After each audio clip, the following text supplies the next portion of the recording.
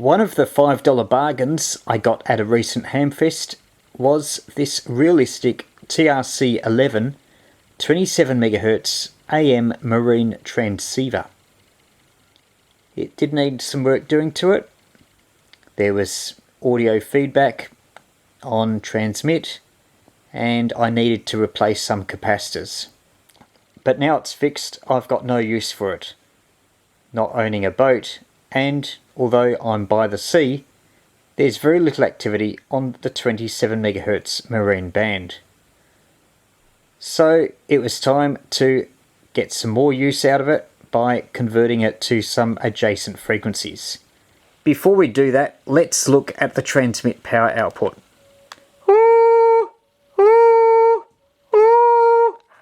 It's pretty good, going from a bit over 3 watts to a bit over 5 watts.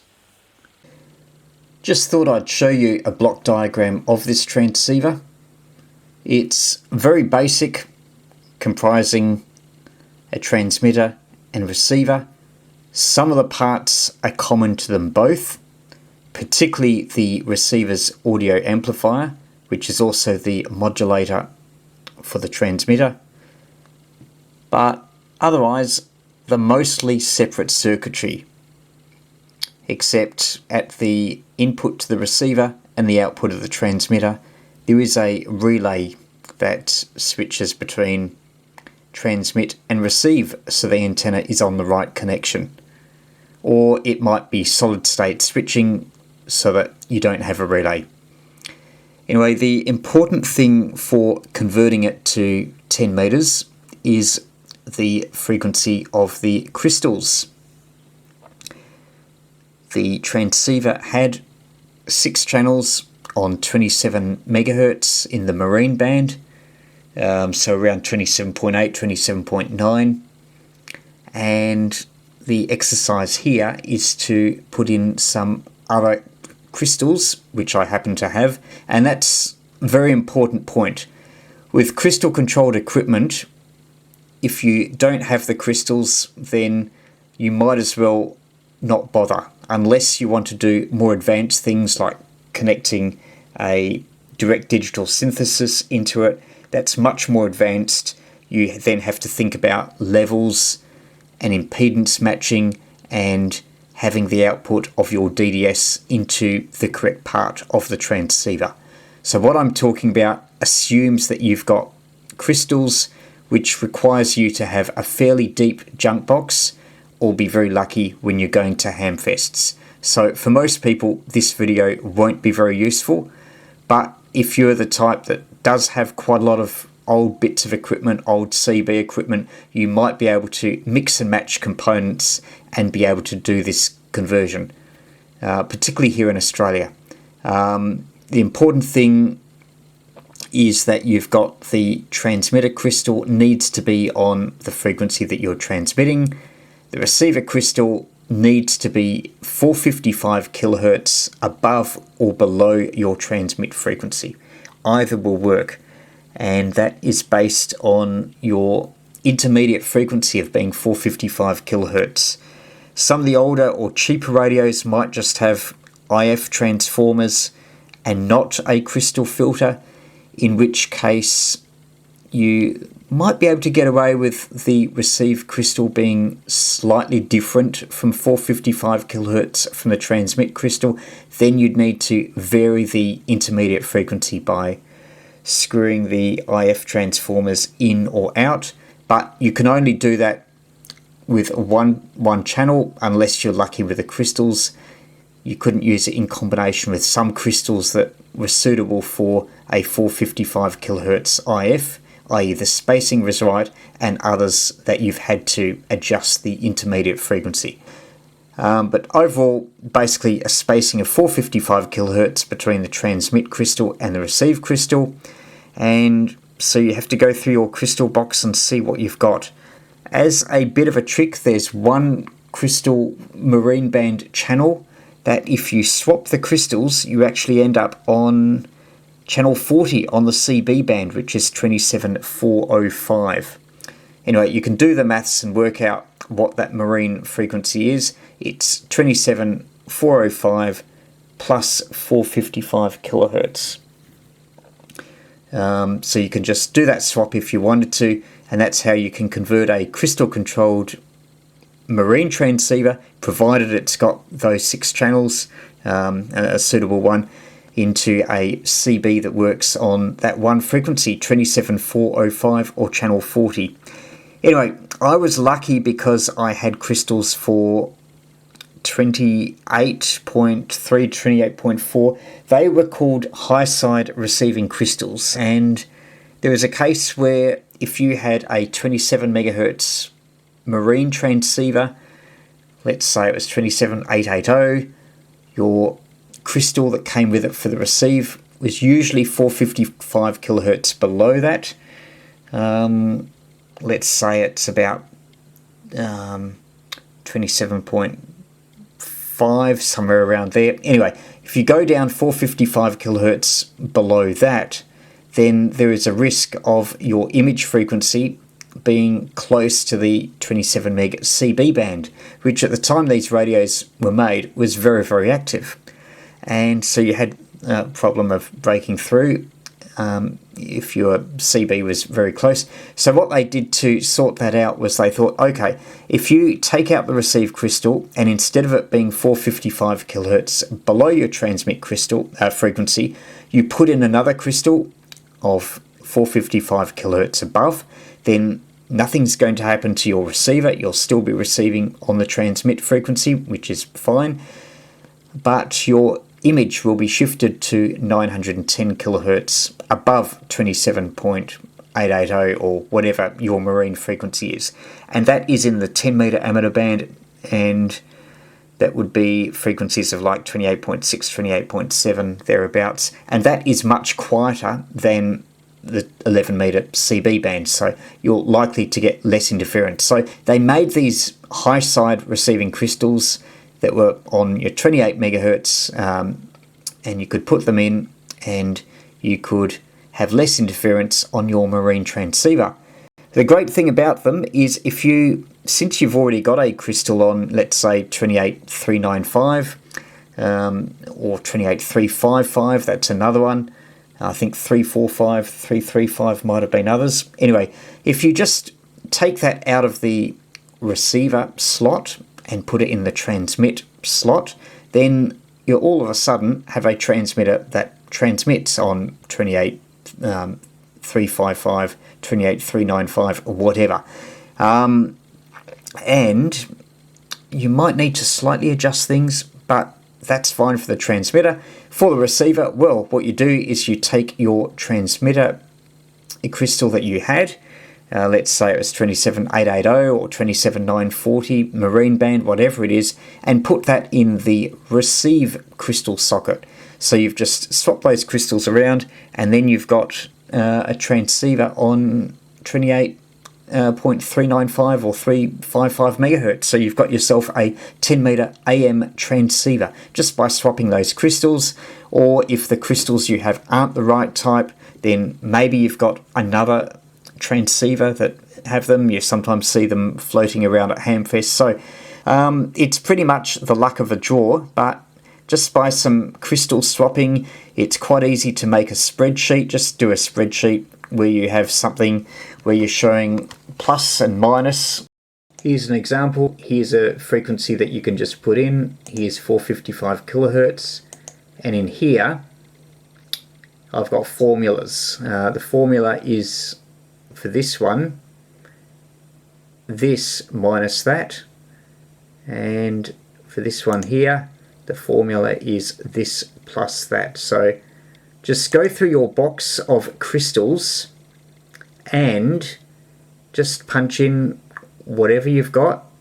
The frequency is normally marked on the can, and in this case 27900, that will work as a receive crystal on either 27445, which is useless, it's not a frequency in the normal 27 meg CB band.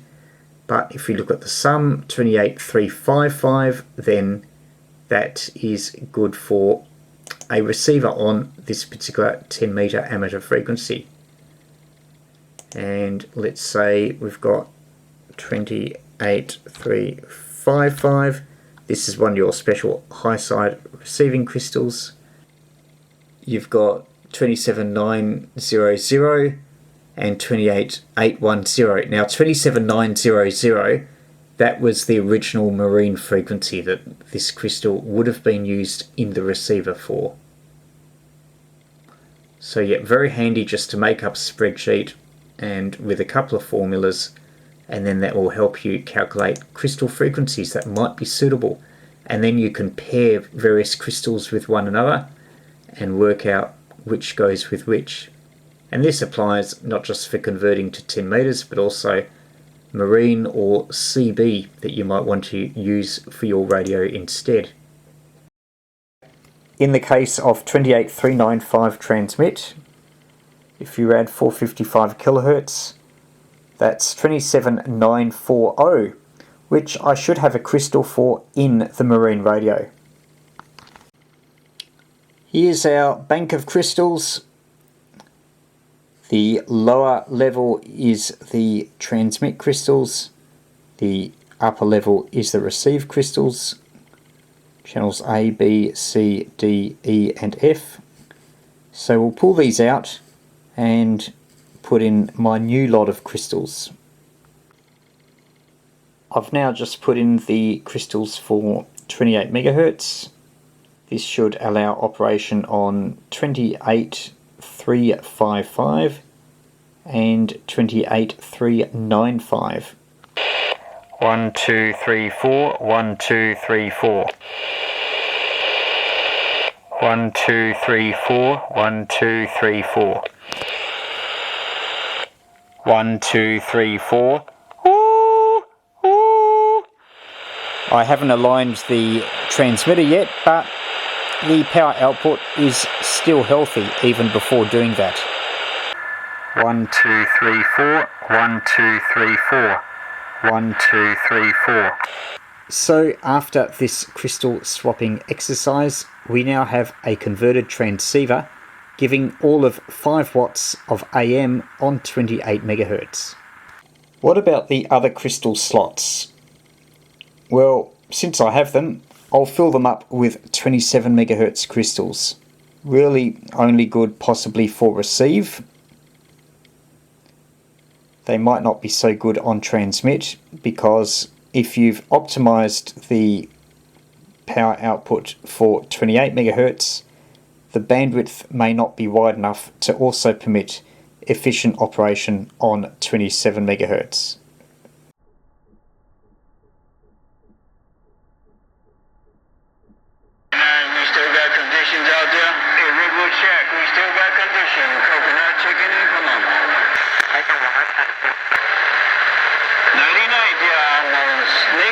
Coconut gone.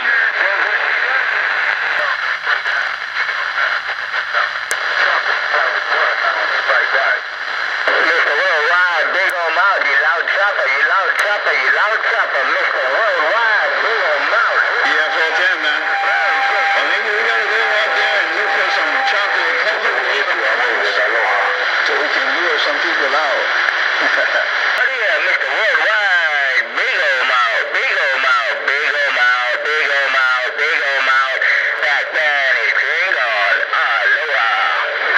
Now the conversion project is complete. Now time to put it on air. VK3TB, VK3TB, VK3 Yankee Echo, VK3 Yankee Echo, 5x2, 5x2, over.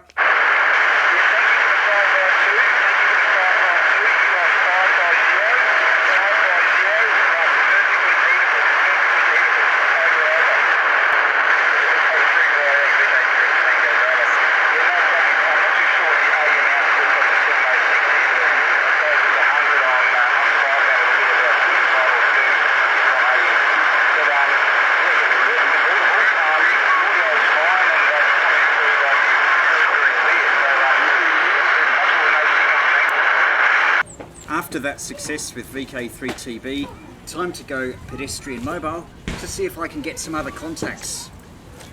It's a nice sunny morning, Good Friday, And as for the antenna, I'm going to be using the Rode Tenor DX. For more information on that, watch my video about a month ago where I tried it with a 27 meg AM CB and did some little experiments there. Alright, same antenna, but this time I'm going to try 10 meters with this Realistic TRC-11 converted marine transceiver. The converted marine transceiver doesn't have an inbuilt VSWR bridge, so I'll just be using this squeaky, again described in an earlier video, as an RF field strength meter, and I'll tune for maximum strength.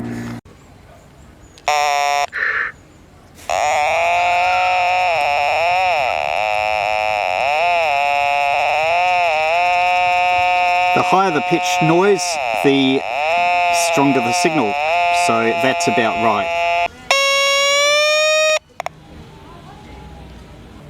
Here the squeaky is about 5 meters away, and it's still responsive.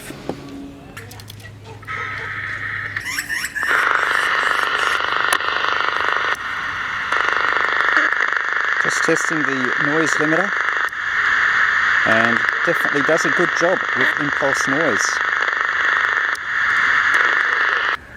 All set and ready to go.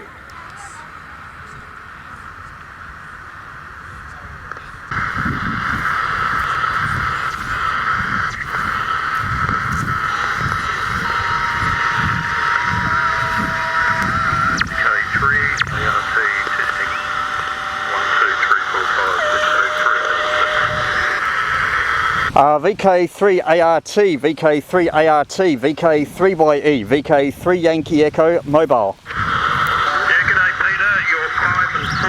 Good copy, 5 and 4. It's Russia VK3YE,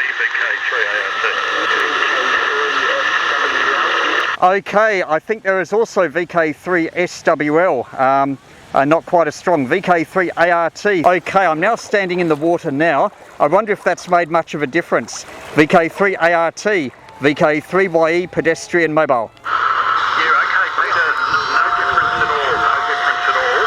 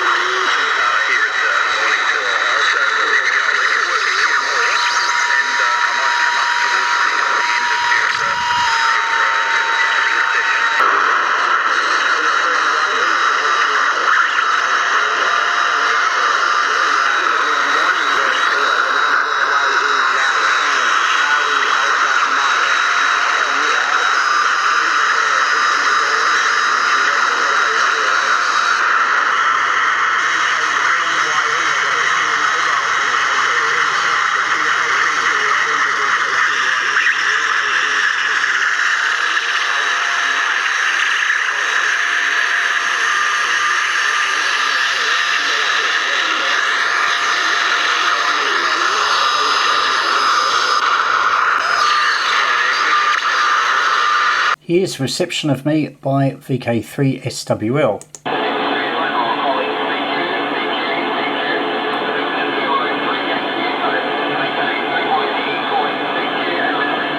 This is VK3YE, VK3 Yankee Echo, pedestrian mobile, Chelsea Beach, calling CQ and listening.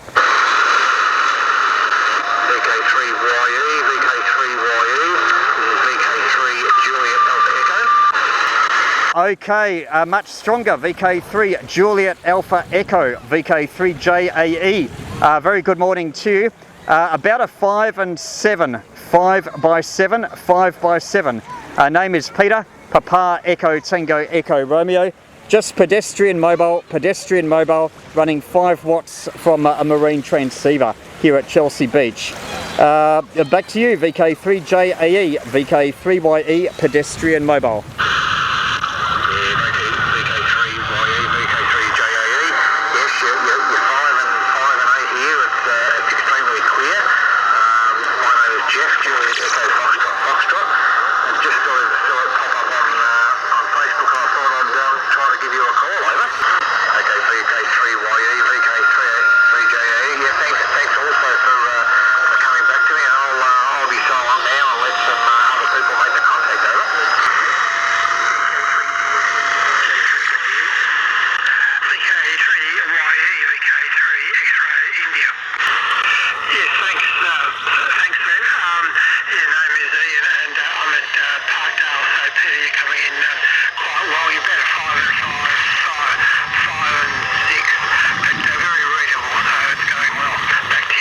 Pedestrian mobile.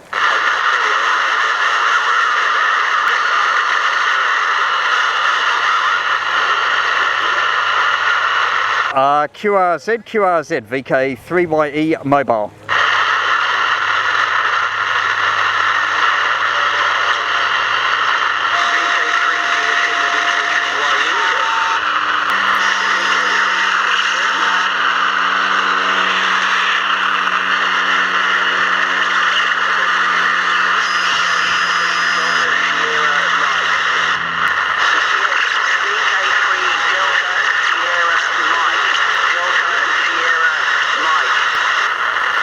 Delta Sierra Mike, Delta Sierra Mike. About a 5 and 3 on that over, a 5 and 3 on that over. You came up, David, over.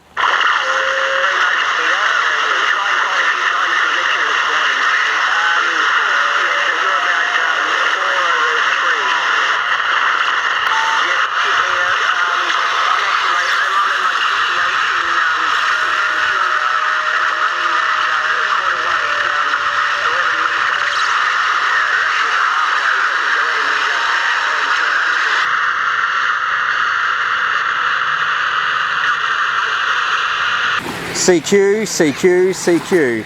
This is Victor Kilo 3 Yankee Echo, VK3YE pedestrian mobile, calling CQ and listening.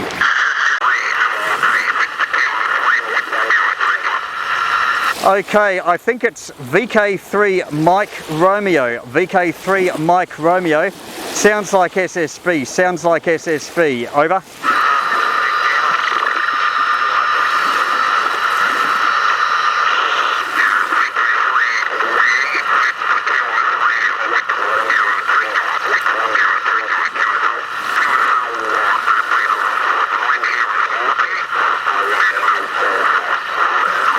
A 3x7. Do you have AM?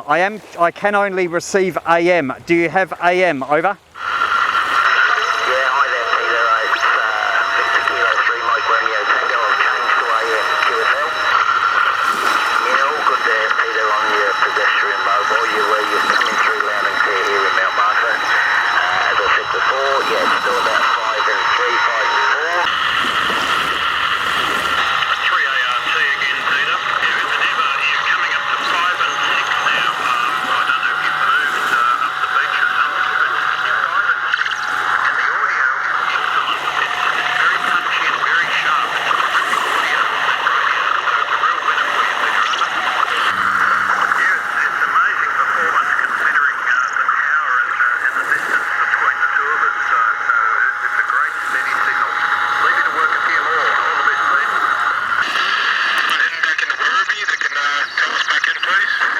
So that was a quick session, about half an hour, of using the TRC-11 converted to 28 megahertz. I did tell people on Facebook that I'd be out and got a good response with, I think, about 4 or 5 contacts.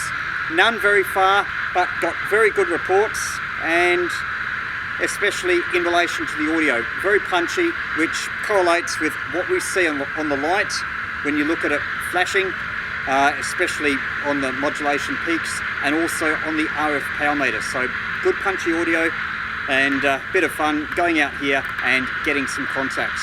And if conditions are right, then you'd almost certainly get long distance, thousands of kilometres, could be possible, pedestrian mobile with 4 watts with this sort of station.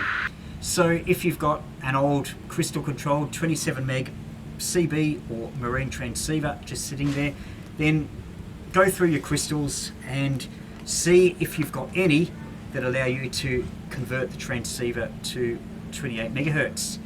You can have a lot of fun, and one channel is good, but if you've got more, then definitely having 2, 3 or more channels can really help you dodge interference. So that's it from me. Fun project, only $5 at the Hamfest. I was in the right place at the right time. But if you go to lots of Hamfests, then that opportunity could be open to you as well.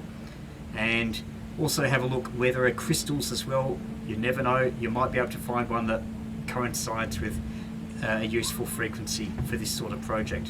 If you want to get into amateur radio, then why not get the Australian Ham Radio Handbook? Available in ebook or paperback, it's newly revised, covering the February 24 amateur radio regulation changes. It's got all the things that you need to know about getting into amateur radio, including setting up a station, operating, and what you can do with your amateur radio qualification. For more information, visit my website VK3YE.com or search Australian Ham Radio Handbook on Amazon.